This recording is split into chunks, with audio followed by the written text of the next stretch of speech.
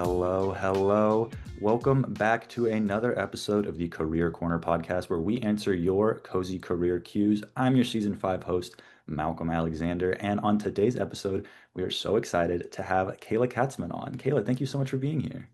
Hello, thank you so much for having me. Excited to be here. Yeah, absolutely. To start us off, I'd love if you could just tell us a little bit about yourself, what you do here at IC right now, and yeah, just anything you think we should know. Cool. So again, my name is Kayla Katzman. I use she, her pronouns. I am the health promotion specialist at the Center for Health Promotion. We're located in the garden level of the Hammond Health Building, so kind of near CAPS. I do a lot of everything. A lot of different wellness initiatives are kind of run through our office. I do the majority of wellness-based SLIs. I love talking about drugs, which is like a weird little quirk, but I'm a public health nerd, so I really like kind of getting like deep into the roots of things, and finding out like what happens when, oh, that sounds so weird. Sorry, I'm realizing that. I'm like, maybe not. No, no, I mean I get it. Like it's it's not really just the drugs. It's more the factors that contribute to how do people end up in this situation, I guess. I like discussing that with people, and I like kind of having students have their own like aha moment when they realize something, like especially for cannabis, even if people are not using cannabis, I think it's important to be able to know the facts, and especially when students need to step in and help out a friend in a situation, because that is like a big point here at ICs. We want everyone to be a pro-social bystander, take care of the flock, and then yeah. Awesome. Yeah, I mean that leads sort of right into one of my other questions, which would be I know that on campus right now there is, if you are a student and you're currently listening, there's a very good chance that you have probably seen someone either wearing a shirt or seen a poster around campus that mentions a mental health flock or giving a flock, which I love that. That's so good. Could you tell me a little bit about what that is for any students that maybe are seeing those and wondering, huh, what am I looking at here? Yeah, absolutely. So the mental health flock came from a JET initiative. JET is a separate campaign, like group of people that come to campus. They do like a whole internal and external report and then figure out like what kind of mental health needs can we achieve to help our students on campus. So from that, we have graduated from JED, which is super exciting, which is why we've been able to take over and kind of create the mental health flock. So the big thing with the flock is we do a lot of normative data. We use ACHA data to kind of let students know, like, hey, it is okay if you are struggling with any type of mental health or experiencing any type of like anxiety, depression, that is okay. And then really pointing students towards resources that they need. The part of one of the subcommittees that I'm a part of is the You Can Help. So we schedule You Can Help trainings for students, staff, and faculty. So students are able to help friends or other people in their class that have suicidal ideations. Same with faculty and staff. We want to make sure that they are getting that training. So if they do notice something and a student isn't like on top of their game, or maybe they just haven't been attending classes, they have everything they need to kind of step in, ask the student if they're okay, and then get them help from there. I love that. I love that so much. I think that, obviously college can be a really, really scary time for a lot of different reasons. And I think having a community where people are not only willing to step in and say, hey, I think you might need some help, but feel totally comfortable and able to find the right resources and get that person in touch with the right resources, is just like that's amazing. And I Mhm. know for sure that I've spoken with plenty of students where having that sense of community is a huge factor. Yeah, absolutely. And that's, I mean, that's why we have the shirts and they say, I give a flying flock about your mental health, because we truly give a flying flock about mental health. And we want students to know that, like, whenever there's a staff member wearing that shirt, that they truly do care about your mental health. And if you're like, hey, I need help, I know that you might work in like student accessibility services and you're not exactly CAPS, I need help. They will know where to direct you and kind of how to help you in those situations.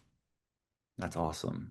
So with some of those situations, I think college has a couple of specific, really sort of stressful, stress-inducing situations that I'm sure that you have heard from a lot of students about. I'm sure that CAPS hears from a lot of students about. Mhm. One of which being the sort of period between heading towards graduation and immediately following graduation, where you're sort of in limbo, maybe trying to figure out what your next step is. There could be a lot up in the air. Maybe you're questioning a lot of things.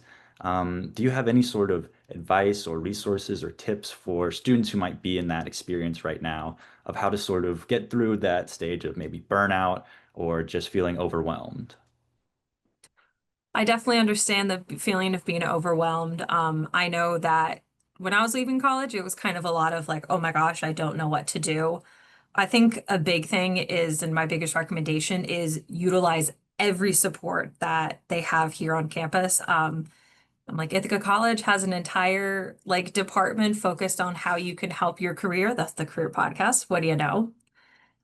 Just utilizing that as much as you can, trying to get prepared, but then also acknowledging that you are a human and that when you're tired and you need a break, you can be tired and you can take a break. A lot of things are going to be scary and like going through that transition between college to like either graduate school or post college can be kind of terrifying, but I think utilizing the resources you have now and then also remembering to just enjoy the experience that you have here at college. And if you haven't gotten to go hiking yet, then okay, let me try and make sure to go hiking into Gannett so I get to see all the tree leaves and kind of like make yourself like an end of the year bucket list. Like what are some things that are so specific to Ithaca College that I haven't gotten to do yet? Like, okay, have I gone and done karaoke? Have I gone to visit the Commons and go out to boba or something with friends? And just also remembering that like you can do those things that aren't school related.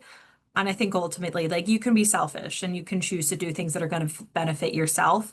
They might not be super important in the long run, but if you need to take a night and put your homework away and just watch Halloween movies all night, go ahead and do that. Because I think a lot of it is students forget how important self-care is and they start to just go towards, I have to get this down, I have to achieve at a high level, and that's really what causes burnout. 100%. I really love that idea of make a bucket list for the end of the year, a time when you've got time. I can't tell you how many, I mean, probably every semester I've been at this school, there's been some sort of moment where I realized like, whoa, I haven't really done anything not school related in a while. I should probably do that. And then I do, and it's incredible how quickly I feel so much better than I did. And I mean, it's almost like literally a breath of fresh air. Sometimes it is Hmm. literally a breath of fresh air. So yeah, I mean, I think that that's a fantastic idea to sort of remove yourself from the grind, the I need to get this done, I need, and think more about, well, what do I want? And maybe that will help me get to where I need better if I'm feeling a little bit less bogged down and just pulled in multiple directions.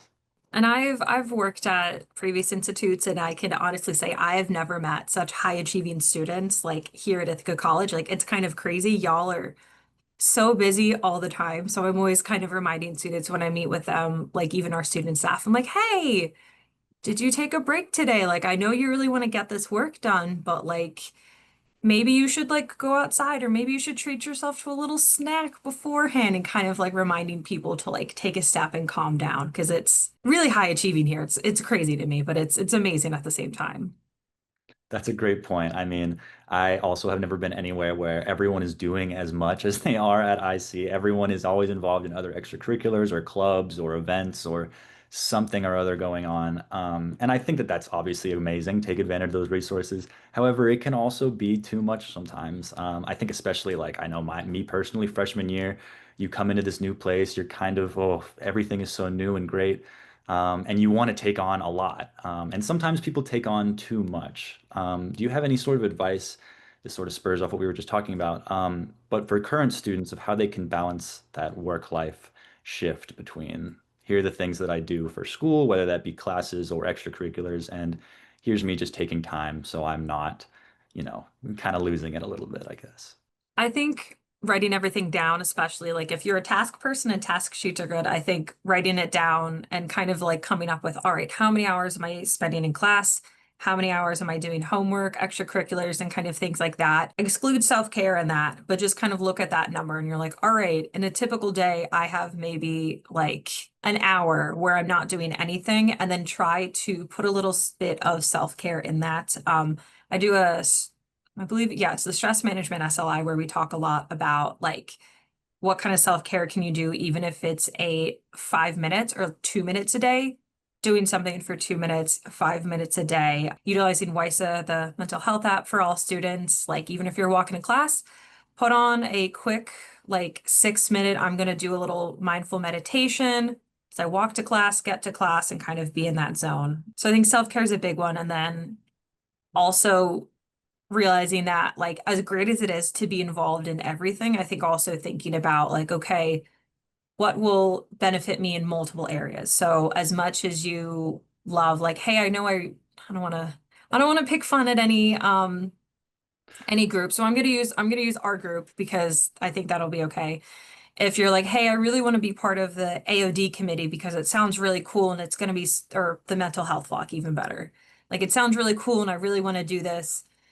Do you have the capacity to do that? Are you already involved in other things? And is it going to like fill multiple buckets? Like, is it going to help you with school and with post school and with your own mental health? Or are you just doing it because it sounds fun? I think starting to look at things like that and like, okay, can I get multiple benefits from it? So you're not doing like 17 things to fill the 17 I need on the chart. Like, try and find things that can work for multiple buckets, if that makes sense. Yeah, no, that's really great advice. You don't want to overflow yourself and, don't get too segmented. Mm. I think that's really awesome.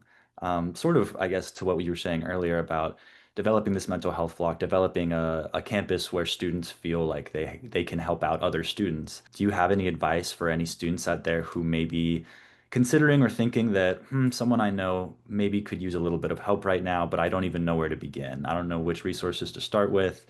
There's so many out there that maybe it can feel like, do I go to the wrong one first? Or so do you have sort of any sort of advice about how to streamline getting help, I guess?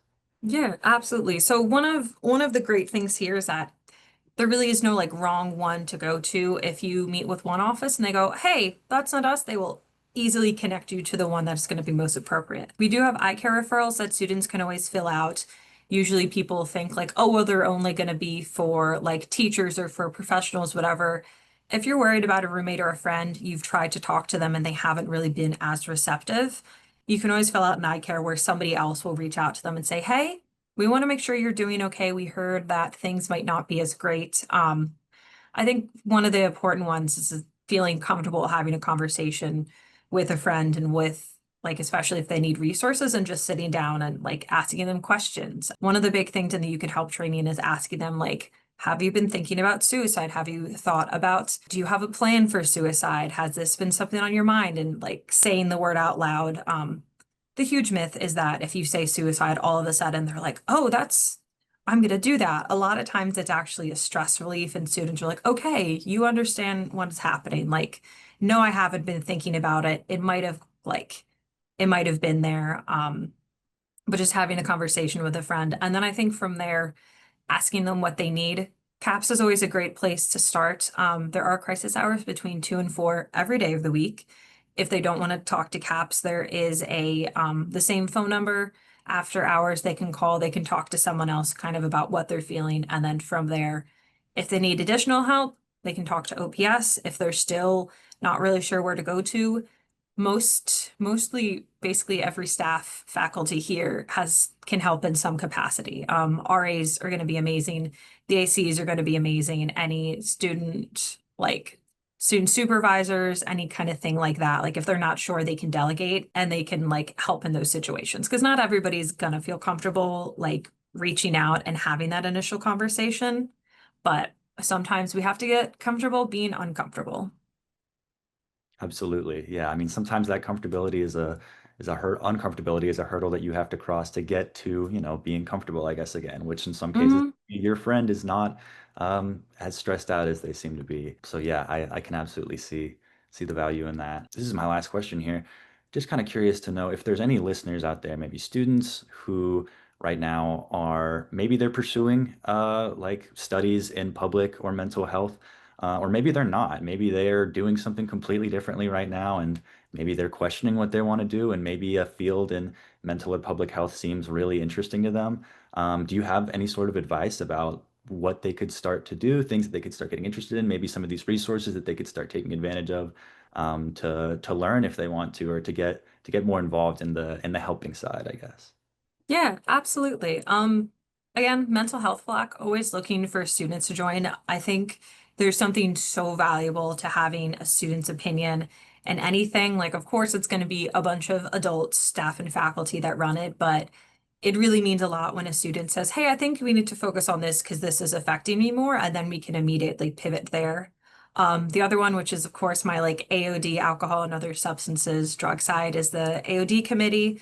We organize things like Pumpkins for Pills, where people can turn in medication, get Narcan trained, and then do a bunch of other like tabling activity during high risk, high substance use events. So Halloween, Cortica, Kendall Day, kind of different things like that. And I think then like talking to your professors and seeing if there is a professional organization either on campus or something off campus that would benefit from.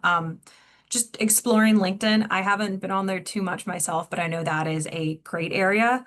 And then just meeting with the career specialist, they're going to be great. And then even thinking about asking like a staff or faculty, like, hey, could you be my mentor? I'd love to sit down and talk. Or if you're like, hey, I really like this person's job. I think it's really cool. Send them an email and say, can you tell me about your job? It sounds cool. Most of the time they're going to be like, sure, okay, why not? Like very selfishly, like staff week, we love talking about our jobs. I love talking about my job. So I'm always willing to sit down talk about it with a student and like even if they're not a great fit for me, like, hey, I know somebody that I think you would really love talking to. They would help out so much. Like, let me get you connected there. And that's that kind of overall, like, we're all connected and we all kind of have feelers out and really just want the best for students. Absolutely. That's awesome. Sweet. Well, I mean, that all sounds great. It sounds like, I mean, we're always emphasizing on this show, be curious, don't be Hmm. afraid to talk to people, don't be afraid to connect with people. Whether that be, maybe curious about industry or just curious about, hey, I would like some help with something. Never be afraid to reach out, never be afraid to speak your voice, and don't be afraid to ask questions ever. There's no such thing as looking stupid, really. Um, Hmm. we're always just trying to learn more, and that's always sort of our underlying basis here. So yeah, I mean, I think that's all excellent. Yeah. Awesome. Well, thank you so much for speaking today, Kayla. I think this was a really great talk. I think our listeners got to hear some really interesting things about some of the resources on campus. I know I got to learn some really interesting things about some of the resources. So thank you so much for taking some time to speak with us today. Yes, absolutely. Thank you so much for having me, and I hope everybody has a wonderful rest of the semester. Remember to take a breath because gearing up towards big holidays, it is still important to remember to practice self-care, even when you're home with families, especially when you're home with families. Absolutely, yes. Excellent point. Oh my goodness. Like, yes, both school and non-school can be stressful. So remember to keep Yep. in good tactics, keep that toolkit on you, no matter what, Mm-hmm. especially during this time of year where things are picking up. So yeah. Well, thank Yep. you so much. Awesome. Thanks. You're welcome. And thank you all for listening to another episode of the Career Corner podcast. If you enjoyed today's episode, be sure to follow Career Corner on Instagram and Spotify to stay up to date with future releases. If you're interested in posing some more cozy career cues or in checking out the Career Closet, Headshot Booth, and all the other cool resources available, feel free to stop by drop-in hours at the Center for Career Exploration and Development in Miller Faculty Center 101 from 11 to 2, Monday through Friday. Thanks for tuning in to this episode of the Career Corner podcast.